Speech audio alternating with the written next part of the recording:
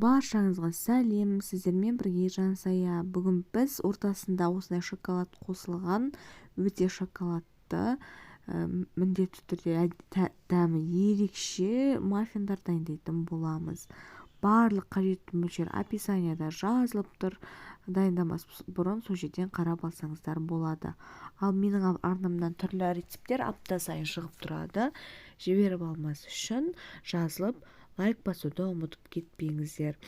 Ең алдымен дайындау үшін біз ыдысымызға қажетті мөлшердегі майымызды және қантымызды қосып, біркелкі масса пайда болғанша жақсылап тұрып миксерлеп аламыз. Кейін оған жұмыртқамызды қосып, тағы да жақсылап миксерлеп алатын боламыз. Осы миксерлеп алған массамызға біз ұнымызды және де разрыхителімізді және сонымен қатар какаоны қосып, сүтімізді қосып, жақсылап тұрып, араластырып аламыз. Кейін біркелкі масса пайда болуы қажет. Видеодағыдай қою масса пайда болғанша жақсылап барлық ингредиенттерді қосасыздар.